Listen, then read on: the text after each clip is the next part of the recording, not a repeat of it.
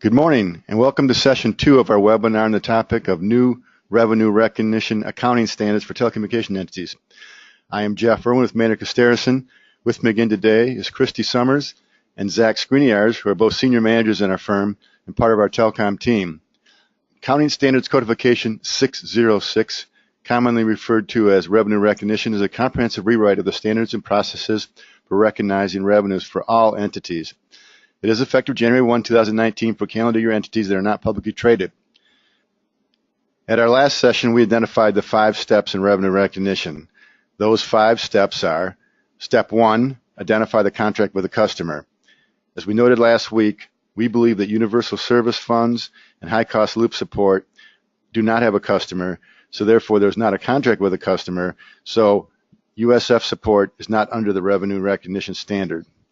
Step 2 is identify the separate performance obligation in the contract. Performance obligations are goods or services that are distinct. What you might consider to be one activity may contain more than one performance obligation. For example, providing cable TV service and a device to connect to your network as a separate fee to the customer may well be 2 performance obligations. Step 3 is to determine the transaction price. This is about how to determine the amount of revenue to be recorded for each performance obligation. Sounds straightforward, but it gets more complicated when you consider a variety of factors such as variable consideration, estimates, and financing. Step 4 is to allocate the transaction price to a separate performance obligation in the contract. If you have more than one performance obligation, you will need to allocate cost to each performance obligation. For example, the proverbial triple play of voice, internet, and video. The charge for all 3 is often lower than the sum of the individual items. We need to properly assign cost for each performance obligation. The final step is recognize revenue when or as the entity satisfies a performance obligation. This step relates to the process of identifying when to actually book the revenue. Last week, we talked about steps 1 and 2 in detail. Today, Zach is going to go through steps 3, 4, and 5.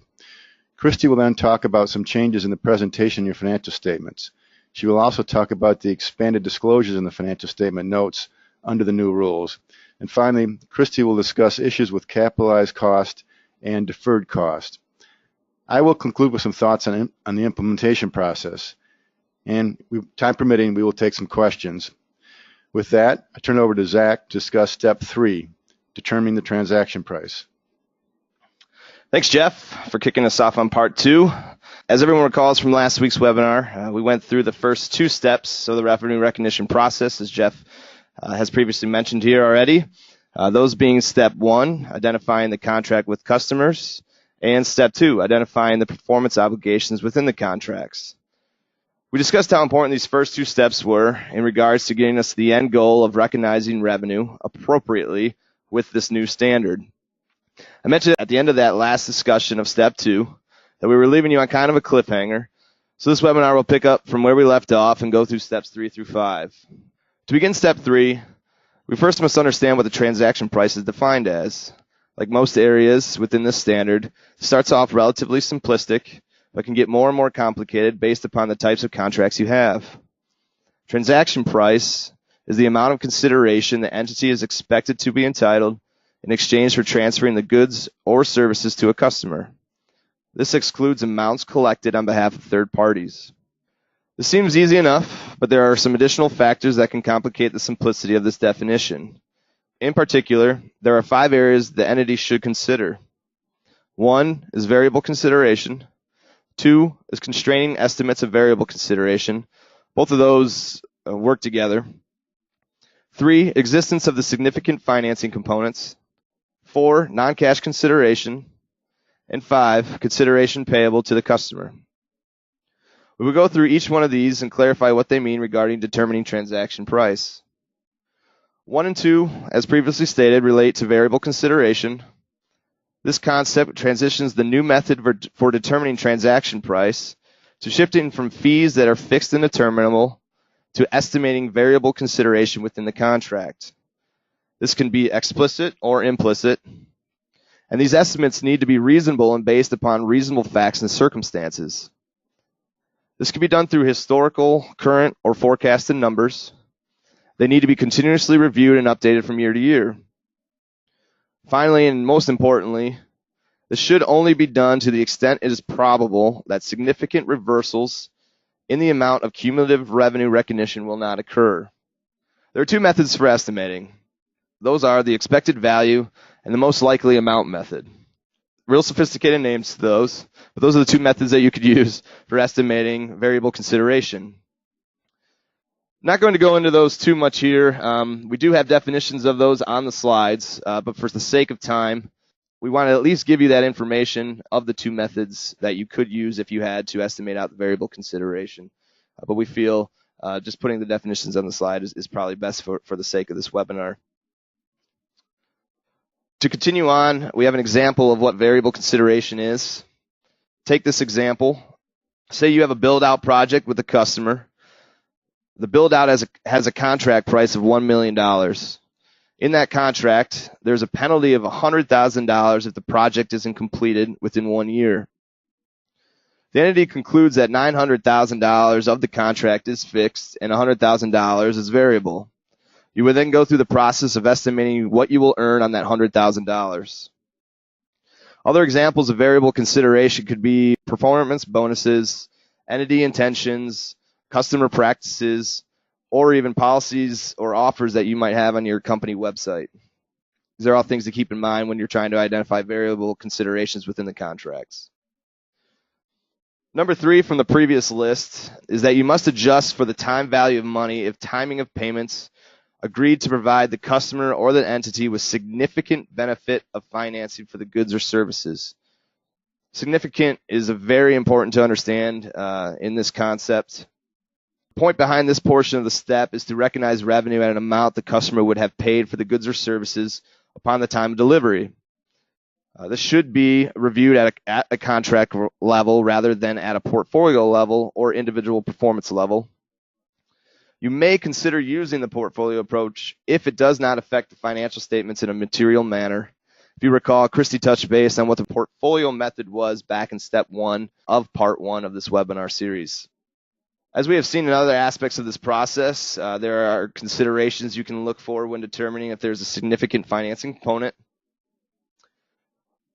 Those indicators being whether the amount of consideration would substantially differ if the customer paid cash when the goods or services were transferred. A combined effect of the following two items: the length of time between transfer of good or service to the customer and the customer's payment, and prevailing interest rates in the relevant market. To the contrary of these items, factors that there are no financing components could be the customer paid in advance, substantial amount of consideration is variable and relies upon occurrence or non-occurrence of future events, or variance between promised consideration and cash selling price arises for reasons other than financing. An additional note to add to this list of items, Jeff had mentioned on our part 1 of our webinar series here that there is a definition called practical expedient. There is a practical expedient for this step of the process. That is, if the gap of time is less than 1 year, you automatically have no financing arrangement as part of your contract. So with this, we are trying to determine that if we were paid up front for all goods and services instead over an extended period of time, that being a contract term, say 2 years, would we be paid more over the contract term than up front? If we are being paid more over the contract term, is that amount significantly different than what we would have been paid if we were paid up front? If the answer to that question is yes, then we need to adjust for the time value of money. To reiterate the point, though, judgment is going to be needed to address whether or not that difference in payment was significant to the contract overall. Number 4 from the previous list is non-cash consideration. There's not much to this concept except for if the customer promises consideration other than cash, this should be measured at fair value. And number 5 from the previous list is consideration payable to customers. This is identifying items in a contract that grants the customer a right to return for various reasons. Some of those could be items such as a full or partial refund, credit to customers, or another product exchange. concept here is the amount of consideration payable to a customer. If that exceeds the fair value of the distinct good or service, the excess becomes a reduction of the transaction price. Example of this pertains to refunds. The main sticky point here is judgment is involved when it comes to evaluating whether consideration payable to a customer is a reduction of the transaction price or a separate expense. This concludes step 3. Determining the transaction price of your contracts may seem very simplistic, but can be complicated by some of these factors we touched base on. Be sure to review for these items within your contracts and account for them properly. With that, this concludes again step 3, and we'll move forward to step 4.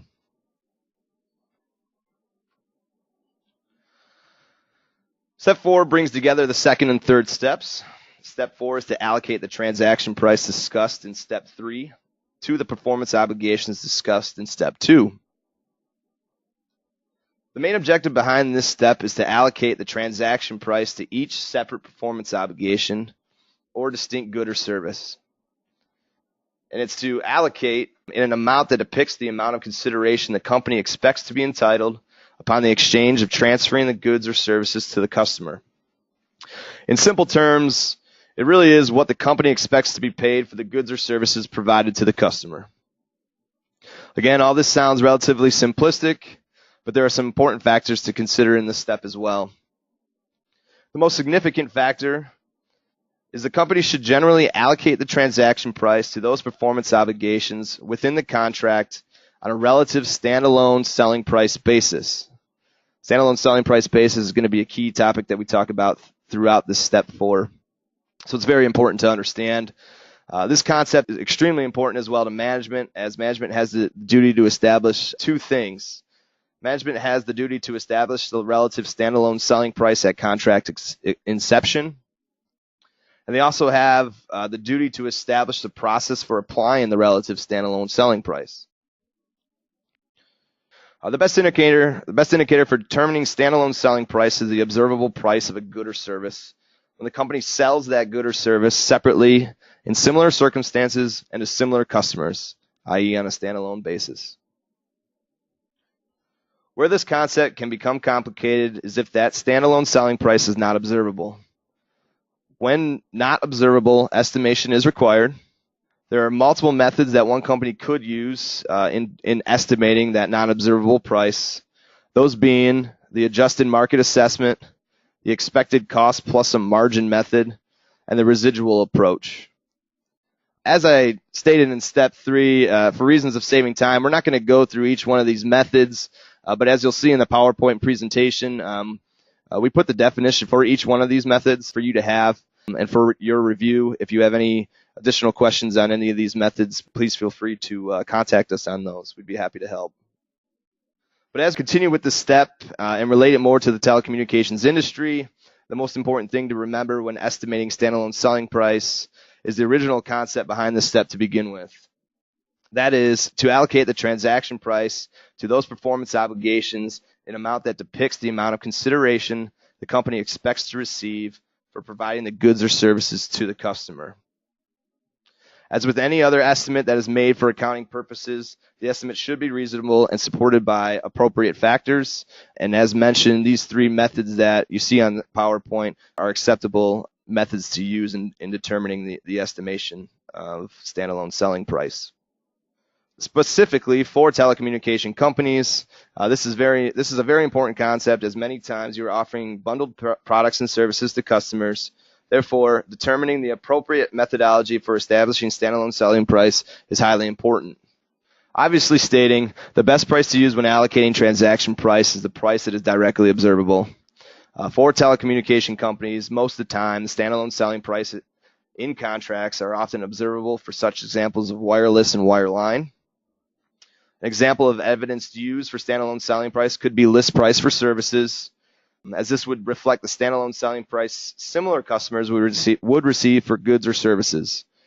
For specialized products that may not have an observable selling price, often the contract transaction price is a standalone selling price, but this should not be presumed to be so. As we've discussed throughout this webinar, telecom contracts tend to contain bundled services that also include hardware. Typically, the hardware that is sold tends to have an available standalone basis. As a result, the selling price of the hardware will be the price sold in a separate transaction with a similar customer. Standard setting bodies have determined that it is possible to establish a different standalone selling price for hardware based upon defined customer class. Examples of that would be business or residential, and jurisdiction. For instances, when offering a free product, as we have discussed in step 2, the free product is determined to be material. This creates a separate performance obligation, and thus you must determine the allocation of the transaction price to that performance obligation. If that free product is sold separately, this would be the direct observable input to determine that standalone selling price. If the product is not sold separately, as previously discussed, estimation is acceptable. This can be done through one of the 3 methods, again, those being the adjusted market assessment method, the expected cost plus a margin method, or the residual approach. Often, similar standalone market transactions may exist for that product elsewhere. For example, a sale of the product by other companies around your area.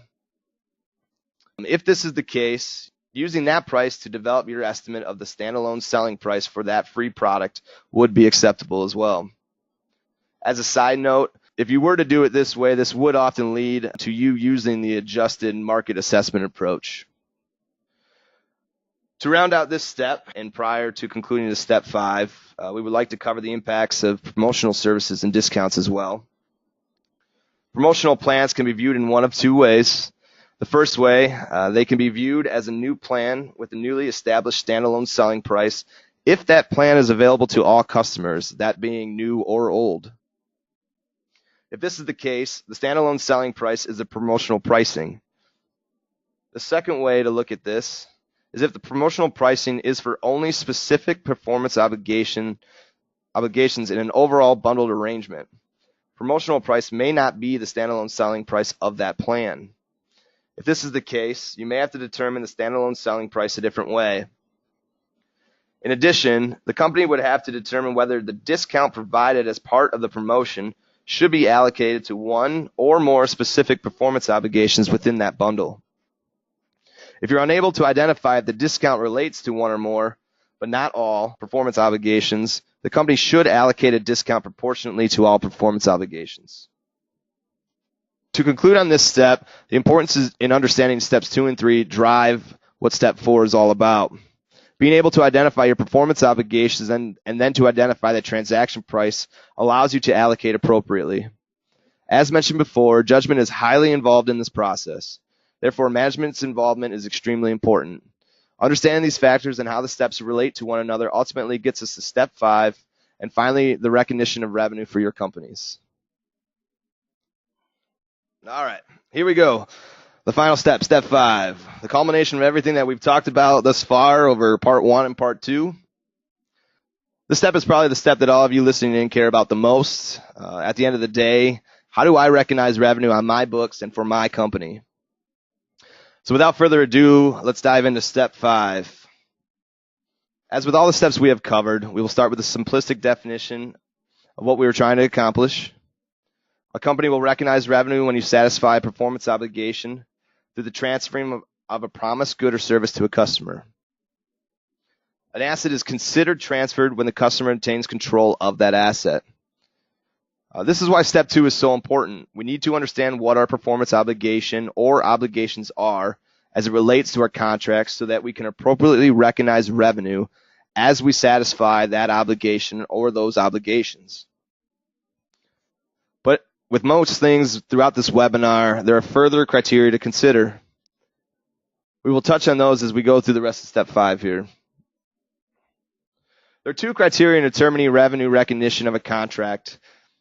And it's whether the contract is satisfied over time or at a point in time at which control transfers to the customer. You could also have situations where you could recognize a portion of the contract over time and another part of the contract at a point in time. This entire step and concept is important because this is an area that can result in changes in revenue recognition for your companies compared to current revenue recognition standards. As with step 4, management needs to be highly involved in this process, as management will have to design controls over the process it will use to determine the point at which control has transferred to the customer, or to measure progress toward completion of a performance obligation satisfied over time. For performance obligations satisfied over time, a company should recognize revenue over time through measurement of performance obligation progress and how close they are to complete satisfaction of that performance obligation. When doing such, a company should remain consistent in this approach across similar performance obligations and similar circumstances for the contracts with customers. This should remain consistent crossing over fiscal years as well. It shouldn't be selected for 1 year and then changed to the next without cause, essentially manipulating revenue recognition. For performance obligations satisfied at a point in time, there are indicators that present the transfer of that control of the asset to the customer. Few of those, although not limited to, are 1. Customer presently is obligated to pay for an asset. 2. Customer has legal title to that asset. 3. The company transferred physical possession of the asset. 4. Customer has assumed significant risks and rewards of ownership of the asset. And 5. Customer has accepted the asset. Typically, telecoms will recognize revenue for equipment sales at a point in time and service revenue over time. In addition, you will see in the PowerPoint a flowchart that helps guide this premise. The flowchart has you ask yourself a few questions to help you identify if you should be recognizing revenue at a point in time or over time. And as you'll see on the PowerPoint slide, we have that flowchart for you. We felt this was extremely helpful to guide this stance and to help you recognize revenue in these two different fashions. So if you have questions or trying to develop whether or not to recognize at a point in time or over time, using this flowchart, asking yourself these questions and trying to use this to guide you to the ultimate goal of recognizing revenue. Consider this example though. It's relatively simplistic, but it drives the point across. ABC Wireless Systems allows for a customer to purchase and use a set-top box from ABC Wireless or other vendors to receive their services. Meaning there's a secondary market for the set-top box, and control of the set-top box transfers to the customer upon purchase from ABC. This is a concept from step 2. Say the customer enters into a 24-month agreement with ABC Wireless and purchases the set-top box directly from them. How do you recognize the revenue for the equipment and the service? The service would be recognized monthly over the 24 months of the contract, and the set-top box would be recognized at a point in time. We use this example as it shows how within a contract with a customer, you could recognize a piece of revenue both over time and at a point in time. This concludes the process of step 5. There was a lot of build-up to get us to this step. Therefore, it is very important in understanding those first 4 steps. Understanding your contracts with customers, identifying the performance obligation or obligations, identifying the transaction price, and allocating the transaction price to the performance obligation or obligations. If you can manage those items, the task of recognizing revenue for your company should fall into place. If you are having trouble with the final step, ask yourself those 3 questions on the flowchart to help guide you there. I want to thank you all for tuning in and for your time. There's a lot of complexity here to this new standard. Using judgment and supporting those judgments is extremely important. And as always, we are here to help, so please don't hesitate to contact us for any questions. With that, I'll pass the webinar on to Christy for the next portion here. Thank you. Well, thank you, Zach. Now I'm going to take a brief moment to talk about contract costs, what they are, and how they should be accounted for. And then after that, I'll go over the changes that will affect the financial statements and footnotes due to the new standard. Per ASC 606, costs associated with contract acquisition may need to be deferred. In order for contract costs to be deferred, they need to be incremental. That is, the costs would not have been incurred had it not been for acquiring a specific contract, and they are recoverable. An example of costs incurred to obtain the contract is commissions to sales agents. Handset subsidies or heavy discounts, and gift cards and debit cards are examples of items that do not qualify as contract costs. Instead, they affect the amount of consideration received, which is included in the transaction price, which Zach talked about. In addition, general and administrative costs are expensed as incurred unless they are explicitly charged to the contract. The cost to fulfill a contract may also be recorded as a deferred asset. Services provided to connect a customer to the network are often considered to be directly related to the fulfillment of a contract and would qualify for deferral. Deferred costs should be amortized consistent with the pattern of when the goods or services associated with those costs are transferred to the customer. The standard allows for the practical expedient to recognize acquisition costs immediately if the deferral period, including the expected renewals, is less than 1 year. In determining the amortization period, a company should consider all factors including contract term, customer life, class of customer, and customer turnover.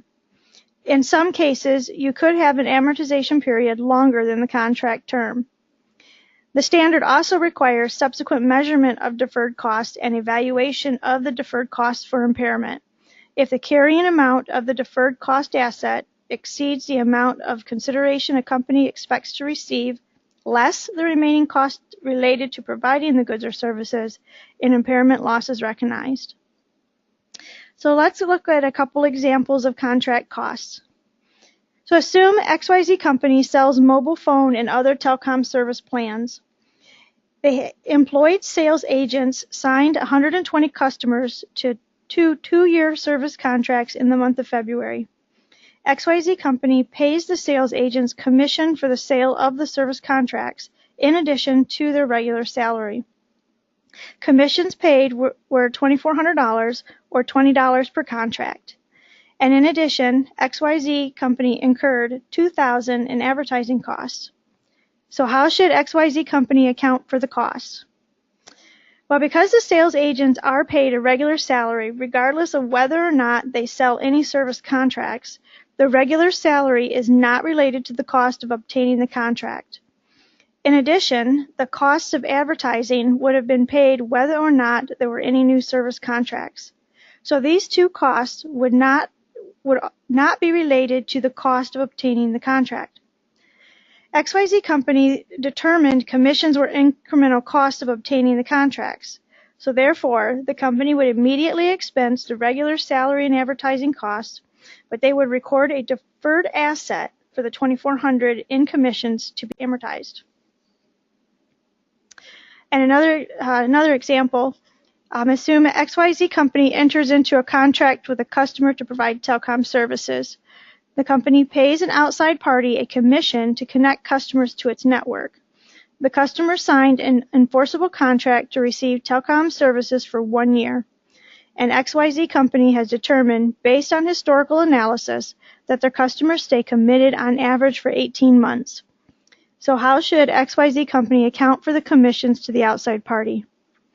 Well, the commission paid to the outside party is considered an incremental cost within the ASC 606.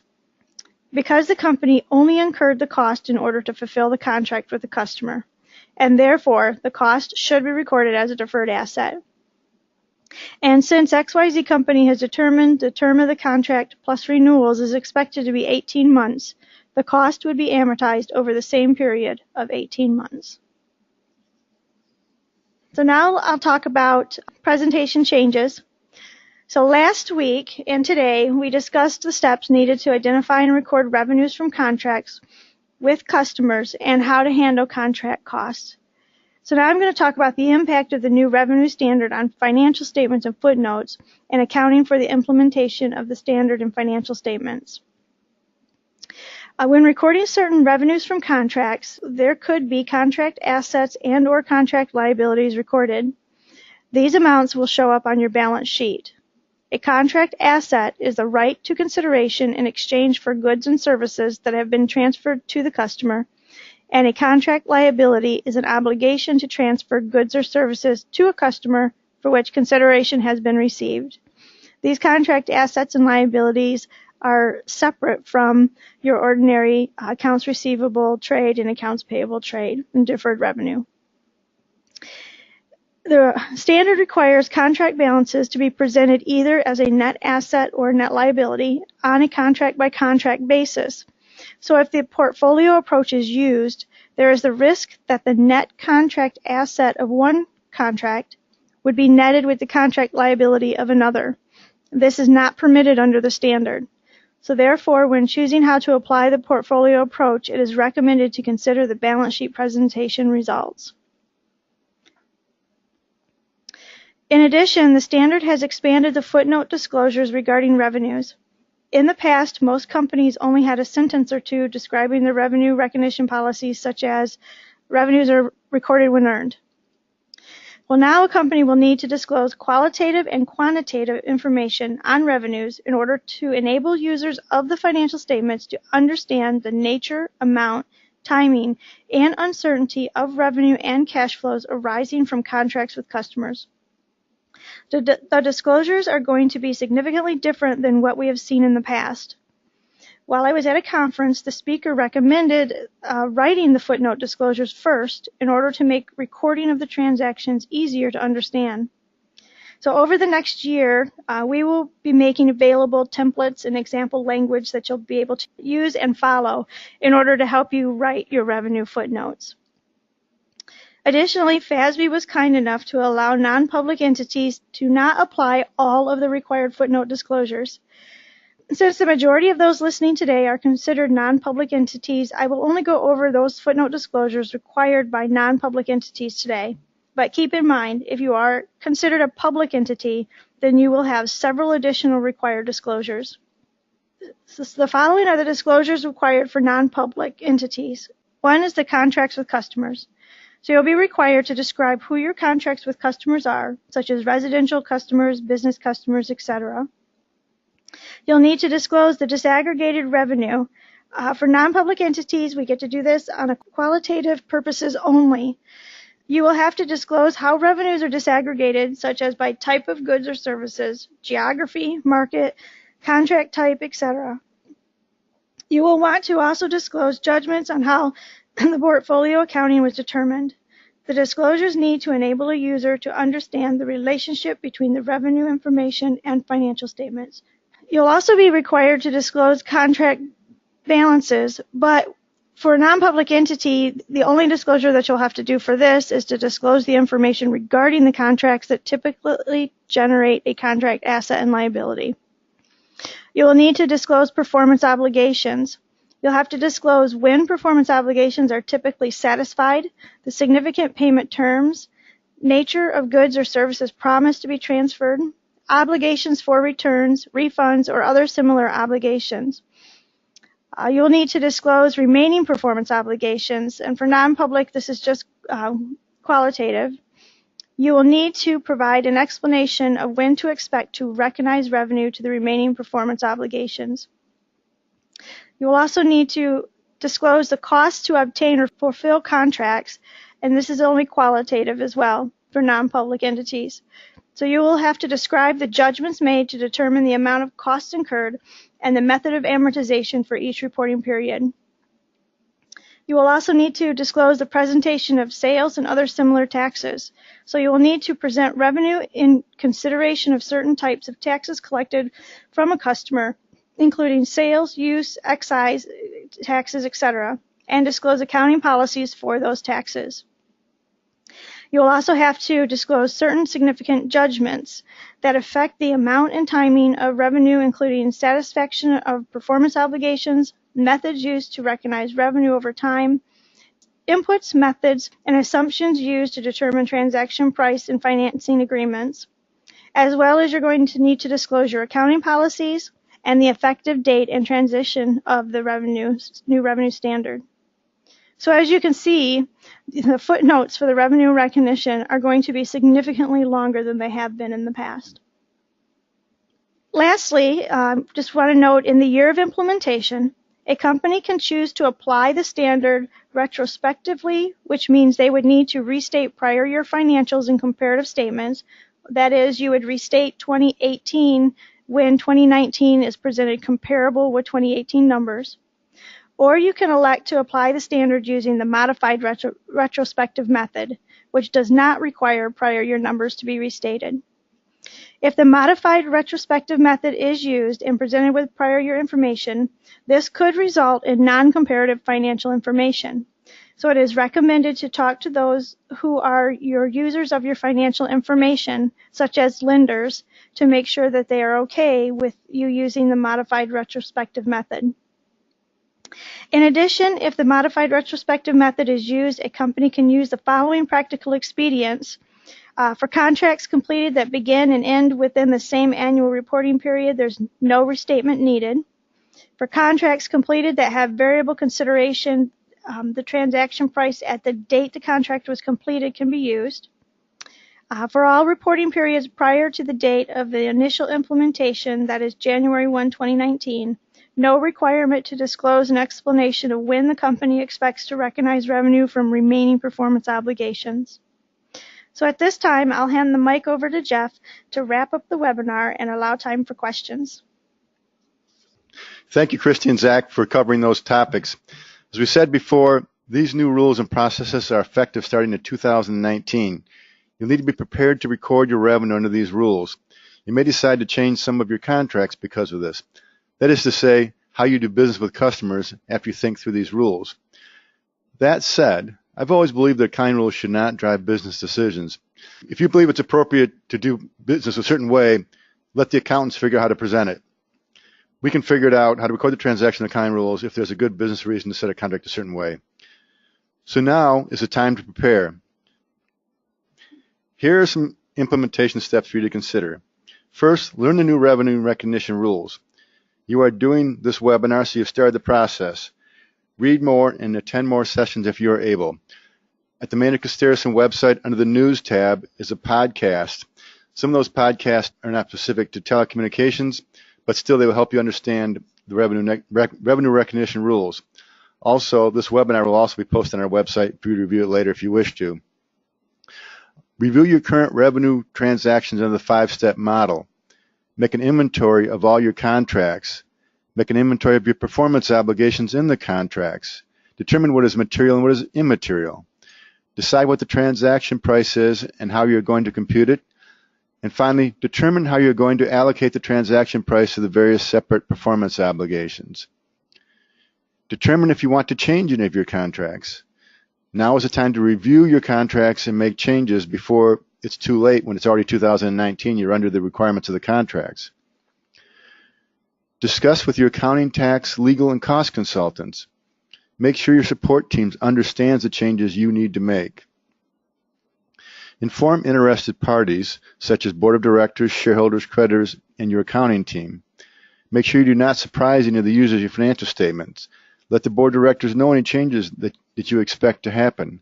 Make sure your accounting staff is aware and involved in the process of planning, but also the recording of revenue under the new standard. You should establish new processes and controls to properly account for revenue. Figure out the new way of recording transactions and be prepared to start when it is January 1, 2019.